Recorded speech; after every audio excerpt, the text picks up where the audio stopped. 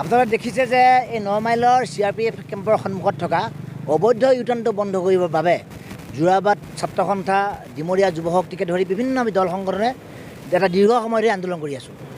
এই আন্দোলনটো কৰাৰ পিছতো চৰকাৰৰ পুলিচ বিভাগ, চৰকাৰৰ ট্ৰেফিক বিভাগ, নেশ্যনেল হাইৱে অথৰিটিয়ে এতিয়ালৈকে তেওঁলোকে শিক্ষা নল'লে।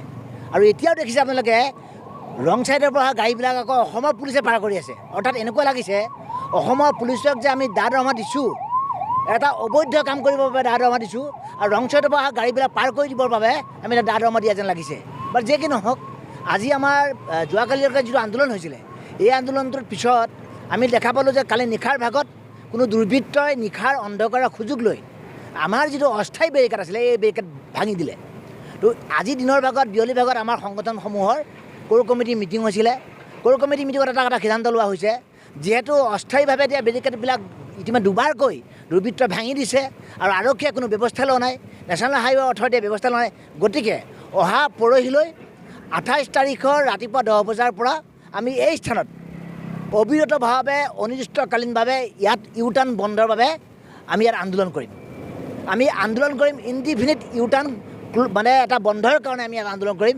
ইয়াত দিনৰ ভাগৰ পৰা ধৰি ৰাতিৰ ভাগৰ বা এটা 24 ঘণ্টা ৰাতিপুৱা 10 বজাৰ পৰা আৰম্ভ কৰি যেতিয়ালৈকে নেশ্যনেল হাইৱে অথৰিটি, পুলিচ প্ৰশাসনে, ট্ৰেফিক পুলিচে এই ইউটাৰ্ণ বন্ধ কৰি আমাৰ জনজীৱন সুৰক্ষিত নকৰিব, CRPF কেন্দ্ৰৰ ওপৰত নিৰাপত্তা যি ভাবুকি ৰক্ষা নকৰিব, বা আমাৰ যিটো মানে অবৈধভাৱে আহিত গাড়ীবিলাক বন্ধ কৰি ছাত্ৰ ছাত্ৰীৰ জীৱন ৰক্ষা নকৰিব, তেতিয়ালৈকে আমাৰ এই আন্দোলন চলিব। আৰু অহা পুনৰ কৈছোঁ, আজি হোৱা কোৰ কমিটিৰ মিটিঙত অহা 28 তাৰিখে ৰাতিপুৱা 10 বজাৰ পৰা এই 9 মাইলৰ এই স্থানত অনিৰ্দিষ্টকালীনভাৱে ইউটাৰ্ণ বন্ধ কাৰ্যসূচী ঘোষণা কৰা হৈছে। এই কাম কাৰ? ইউটাৰ্ণ বন্ধ কৰা, নেশ্যনেল হাইৱে সুৰক্ষিত কৰি ৰখা কামটো কাৰ?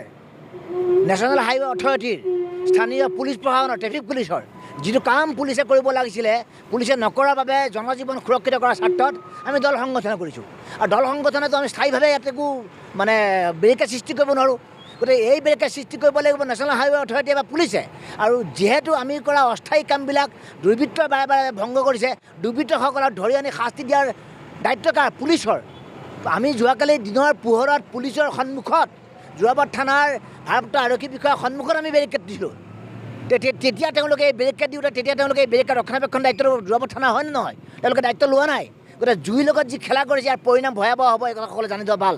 গতিকে আমি স্থায়ীভাৱে হওক অস্থায়ীভাৱে হওক অহা 28 তাৰিখে ৰাতিপুৱা 10 বজাৰ পৰা এই স্থানত অনিৰ্দিষ্টকালীনভাৱে আমি ইয়াত বেৰিকেড গঢ়ি তুলিম। ই মানৱ শৃংখলো হ'ব পাৰে, মানৱ বেৰিকেডো হ'ব পাৰে, অন্যথা স্থায়ীভাৱে যিকোনো প্ৰকাৰৰ ইয়াত বেৰিকেড গঢ়িবলৈ আমি সিদ্ধান্ত গ্ৰহণ কৰিছোঁ।